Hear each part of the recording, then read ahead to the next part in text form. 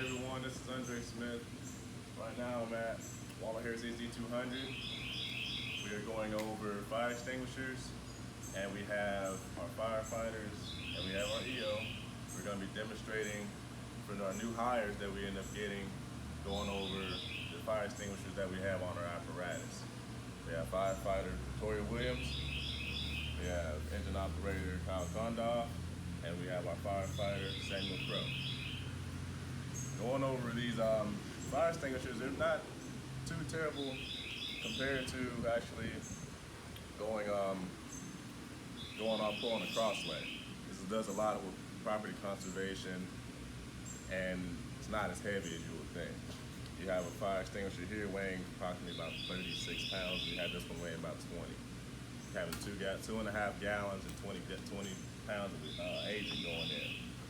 So towards the end of everything, you're going to be able to get a fire extinguisher, understand it, reading it.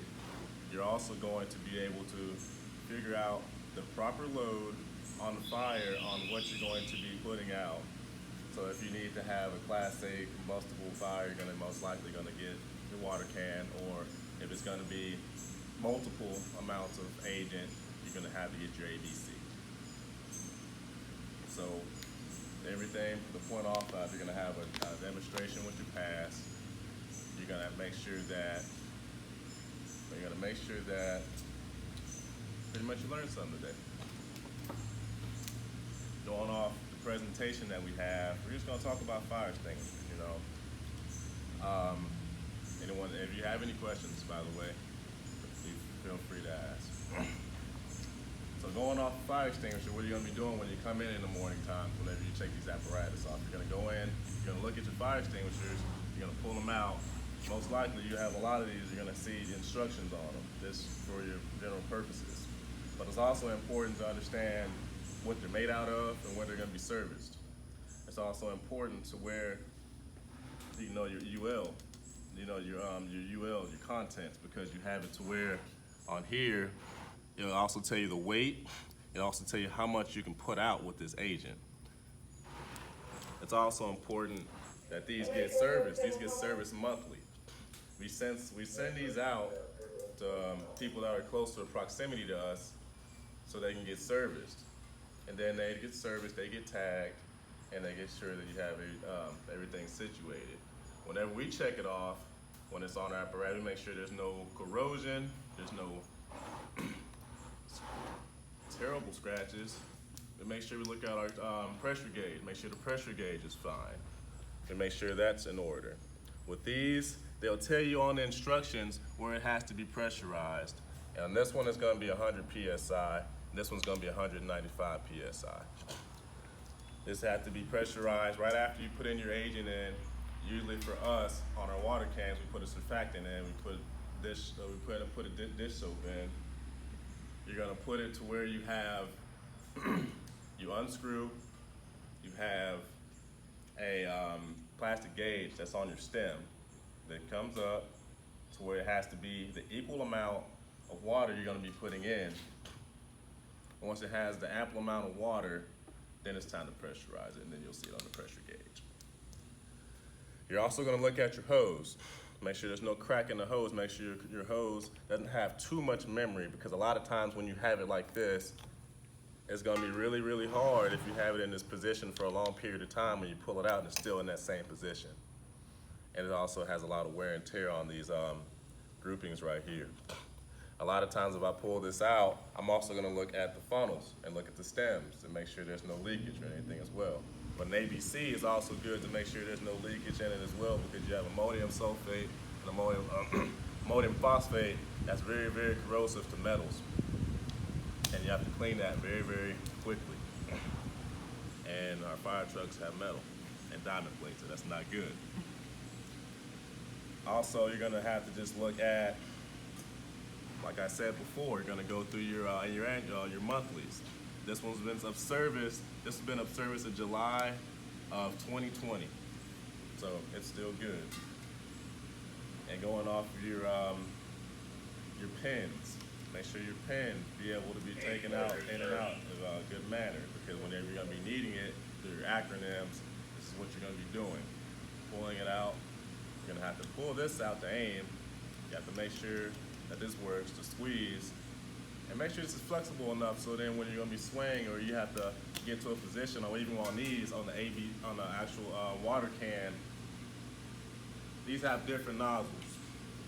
This is also good to where if you have it pressurized enough, it'll go to an ample amount of distance, probably around 6 to 8, like 8 to 10 feet. So you can also put your finger on this nozzle as well if you want to fan it out. If you want to have what you would call, this would be a straight stream. If you want to have it broken to spread out and display some more, what you would say, surface area, you put your finger on that as well. Okay, now that's also going over this will be going over just checking it off. We have two fire extinguishers, an ABC and a water can on our tender, and we also have 2 fire extinguishers on our engine. There's a fire extinguisher also on the house. Now, just going over this, understanding what pass really is. Like I said before, you're gonna be pulling your pin. You're gonna see where your fire's at. Okay, this is the fire. Can I get around it? Is it gonna be inside or outside? Where's the wind gonna be going? Is it coming towards me? Is it going to be, what kind of fire? Is it gonna be combustibles? Is it an A classified as A? Is it like burning liquids? What are we gonna be doing?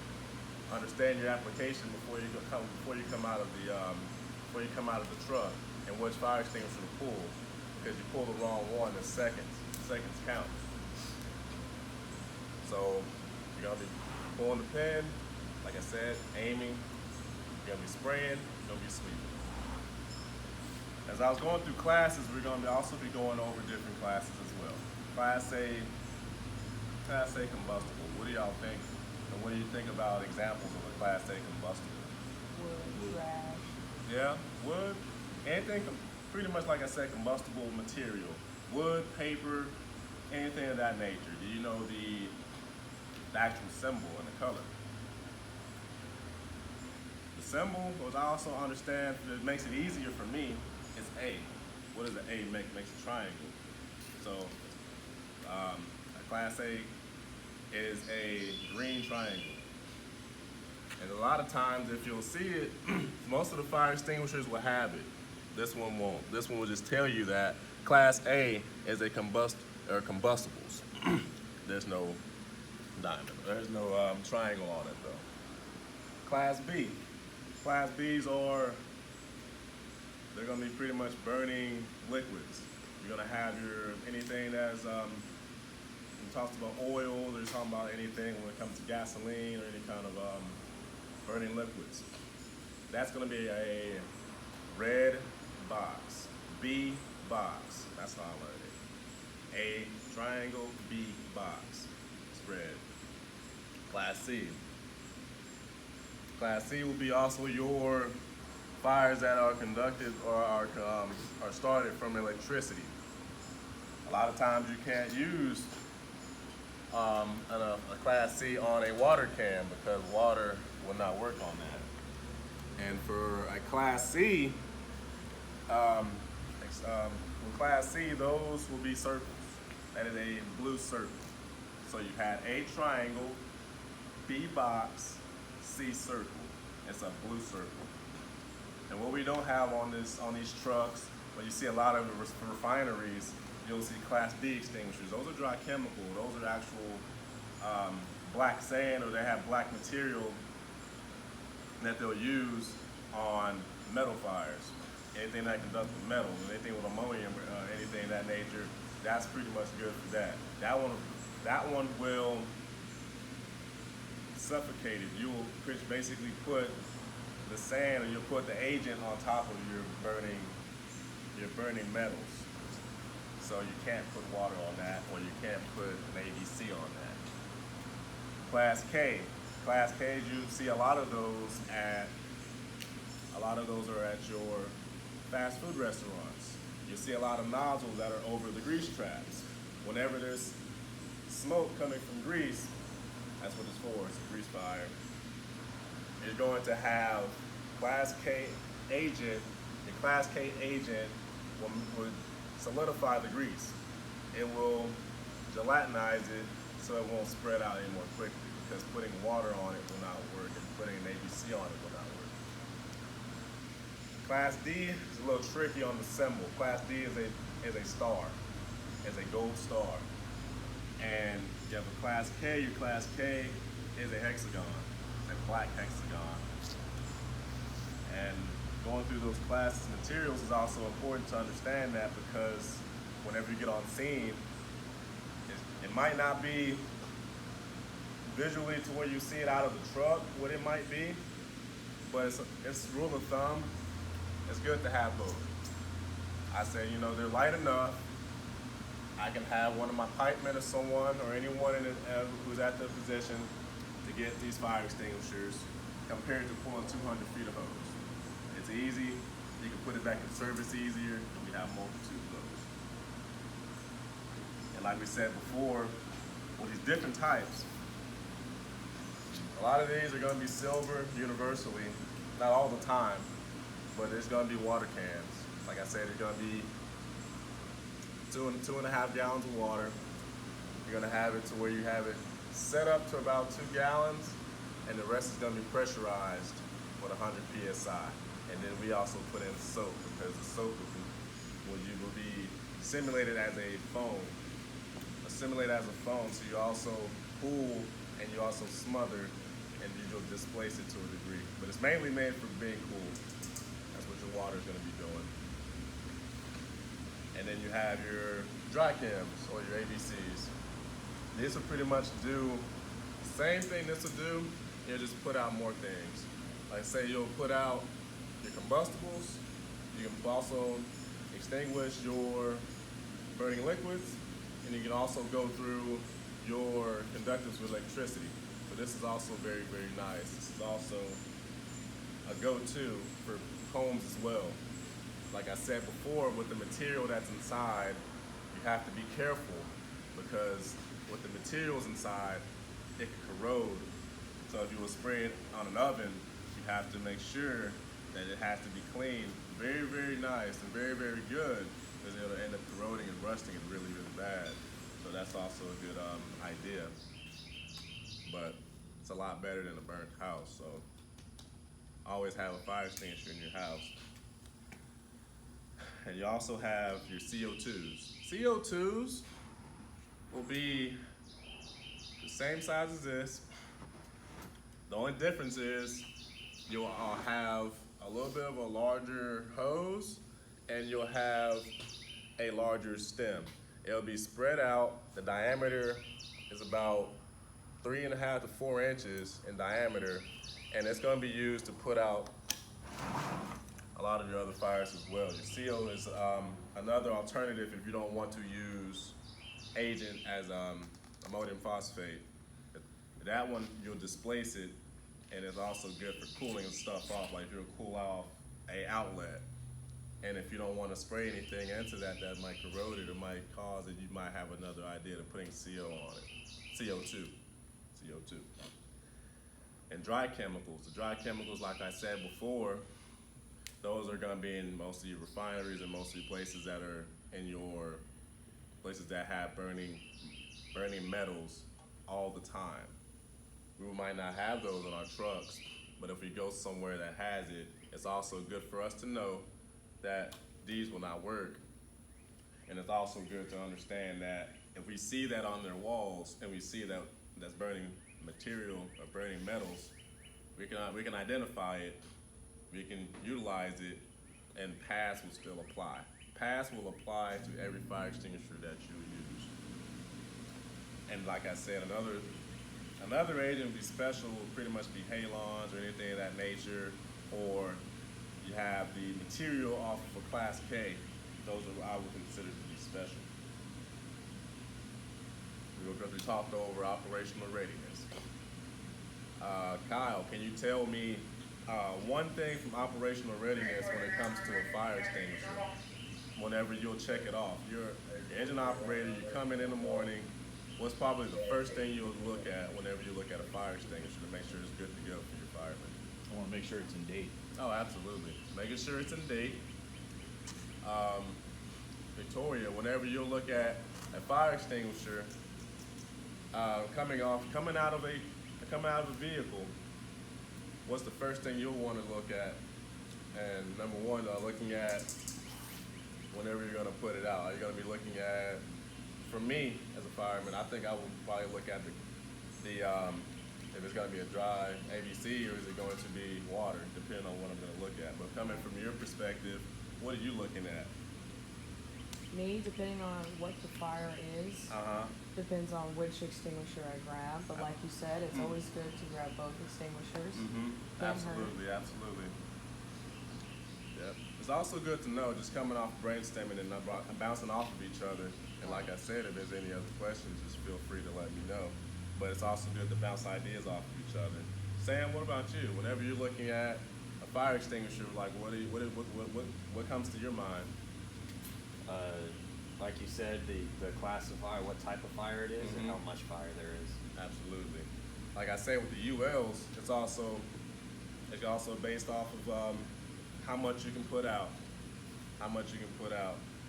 and if you're not going to be able to put it out with just one extinguisher or practically two, then you also have to re-back and rethink other tactics, and that's also coming from your captain.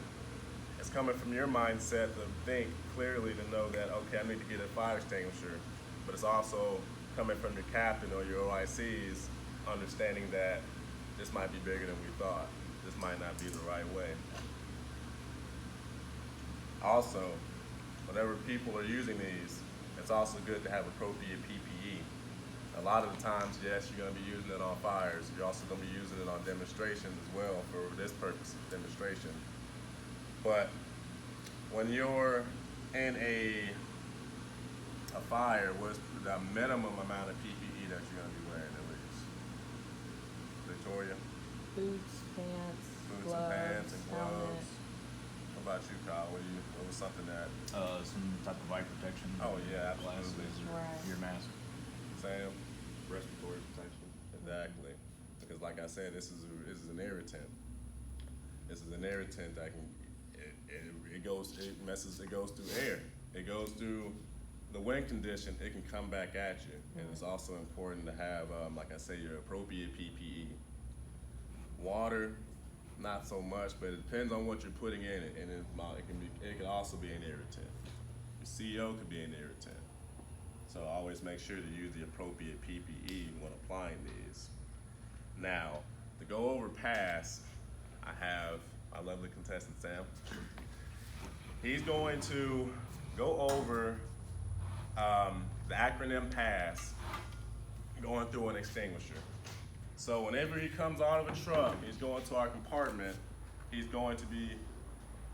already been checked in the morning, so he knows it's operationally ready and is ready to go.